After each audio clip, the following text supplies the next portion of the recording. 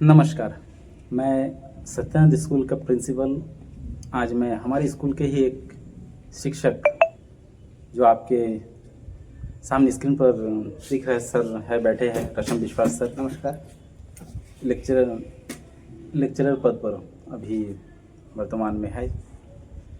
आज मैं इस स्कूल से संबंधित बच्चों से संबंधित कुछ क्वेश्चन, हाँ बस मैं सर से इतना ही बस आशा रखता हूँ कि मेरे जो क्वेश्चन हैं या बच्चों के विकास के लिए जो भी सर से सवाल रहेगा मेरा, उसका संतुष्टिजनक जवाब मैं आशा रखता हूँ कि सर दे। तो चलिए मैं आज अभी सर से इस बारे में कुछ आलोचना करता हूँ। सर सबसे पहले मैं तो आपका परिचय दे चुका हूँ, आप अपने से अपना परिचय थोड़ा रखेंगे स्क्रीन के सामने। मैं रसम विश्वासु, मेरा गांव पी 12 नंबर।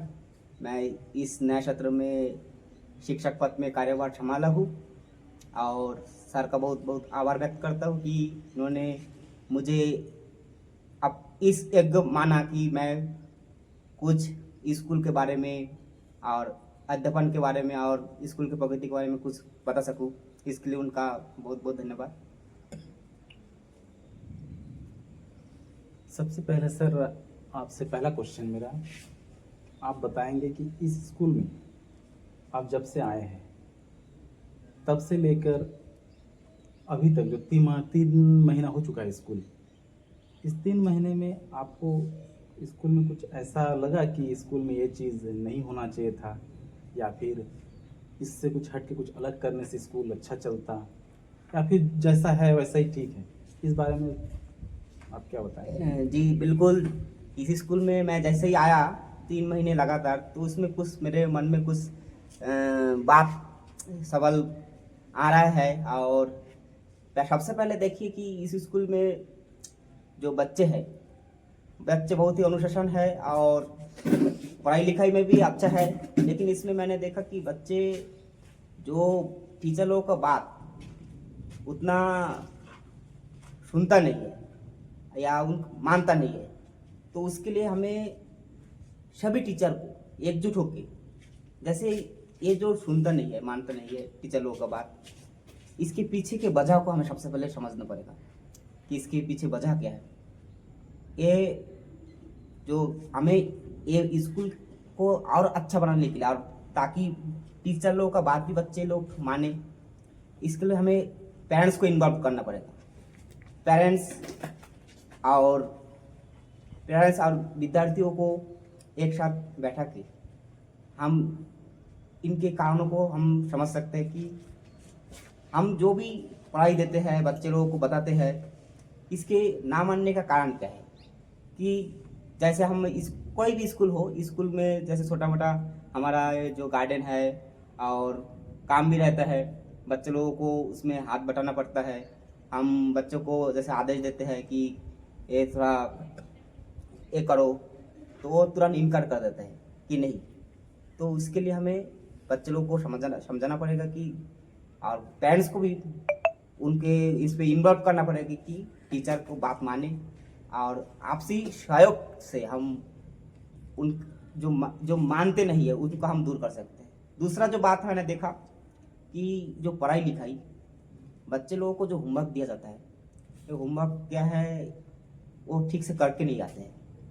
उसके लिए हमें इस पर भी गार्जियन का सहमति चाहिए कि होमवर्क क्यों नहीं करता। इसके लिए हमें गार्जियन से रूबरू होके आपसे बात करके इसको जानना है कि पढ़ाई में कमजोरी हो रहा है या सर लोग जो शिक्षक लोग जो बताते हैं उनको समझाते हैं उसमें परेशानी आ रहा है, इसको और हम ज़्यादा बेहतर कर सकते हैं इसको आपस में बात करके। क्योंकि गार्जियन स्टूडेंट और शिक्षक जो है जब तक एक साथ नहीं होगा तब तक ये सारी चीज़ कमी दिखाई देता रहेगा। चलिए अच्छी बात है। नेक्स्ट अगला सवाल आपसे है सर, ये कक्षा में आप जा रहे हैं, मान के चलिए उस कक्षा में आपका 20 स्टूडेंट है, उनमें से कुछ बच्चे अच्छे हैं, कुछ लो कैटेगरी के हैं। तो जो कम पढ़ाई लिखाई में कमज़ोर हैं, उन बच्चों के लिए आप क्या करना चाहेंगे? अच्छे बच्चे तो अच्छे, वो अपना पढ़ाई कर ही लेता है, लेकिन जो कम है, कमज़ोर है, उनके लिए आप क्या बताएंगे? सबसे पहले मैं सही बच्चों को एक साथ बैठा के पढ़ाऊंगा। एक जो बेसिक रहता है, कोई भी जैसे क्लास में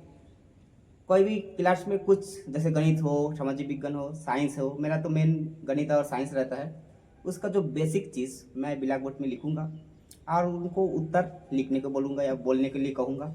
अभी देखूंगा कि उनमें से कौन बच्चे बोल पा रहे हैं और कौन नहीं बोल पा रहे हैं, और नहीं जो बोल पा रहे हैं या लिख नहीं पा रहे हैं, उनको मैं एक अलग से कैटेगरी बनाऊंगा, क्यों नहीं लिख नहीं पा रहे हैं। तो उनको मैं मतलब देखिए कि कोई भी बच्चे यदि कमज़ोर है तो मतलब उसके साथ ऐसा होगा कि कुछ छूट गया है बचपन में, या कुछ फार्मूला हो, या पुराना जो पूर्व जो पढ़े हैं उसको नहीं आता है, तो हम उन जो कमज़ोर बच्चों को वो सारे चीज़ सिखाएंगे अलग से बैठा के, कि जो उनको नहीं आता है। और उनको सिखाने के बाद हम नेक्स्ट जो स्टेप है, जो पार्ट आगे बढ़ाएंगे, तो मुझे श्योर ऐसा होगा कि वो लोग जान पाएगा और सीख पाएगा बढ़िया तरीके से। चलिए, आगे आपका सवाल ये है कि स्कूल में बच्चे आ रहे हैं और इन बच्चों की अच्छी शिक्षा के लिए पालकों से संपर्क कितना ज़रूरी है? बिल्कुल, ये जो पालक से संपर्क करना बहुत जरूरी है, क्योंकि हमारे जो स्कूल में 24 घंटे में हम क्या करते हैं, एक क्लास में हम 45 मिनट दे सकते हैं। स्कूल में तो रहता है, लेकिन एक टीचर 45 मिनट का ही टाइम देते हैं।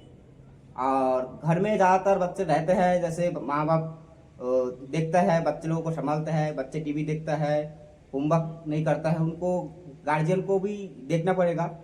तो पालक संपर्क इसीलिए ज़रूरी है क्योंकि जो अक्सर क्या देखा जाता है कि पेरेंट्स घर में रहते हैं, बच्चे लोगों को टीचर जो बोलते हैं वो पेरेंट्स ध्यान नहीं दे रहे हैं, या पेरेंट्स बच्चे लोगों को टोक नहीं रहे हैं।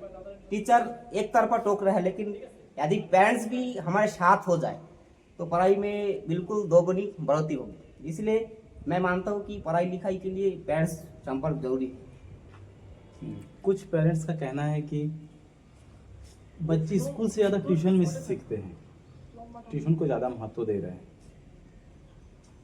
तो आप इसमें कहाँ तक सहमत हैं? स्कूल में जो बताया जाता है, सिखाया जाता है, क्या है, ये जब क्या होता है उसके मन में ट्यूशन का एक एक्स्ट्रा होता है। एक एक्स्ट्रा जैसे कोई बीमारी होता है तो एक्स्ट्रा टॉनिक देते हैं। स्कूल यदि ना हो, केवल मैं मानता हूँ कि केवल ट्यूशन से कोई भी स्टूडेंट अच्छा रिजल्ट नहीं कर सकते, क्योंकि ट्यूशन के एक सप्लीमेंट का काम करता है। स्कूल में जो सिखाया जाता है, बताया जाता है, उसको होमवर्क कराया जाता है, उसके डाउट क्लियर कराया जाता है और अच्छे से ध्यान देता है। तो स्कूल जरूरी है। स्कूल के बिना कोई अकेला ट्यूशन टीचर अच्छा रिजल्ट नहीं कर सकते।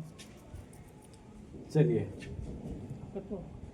आपसे जो भी बातचीत हुआ है, इसके बाद हम नेक्स्ट टाइम फिर कभी बैठेंगे, आपसे और बहुत सारे सवाल बातें करना है।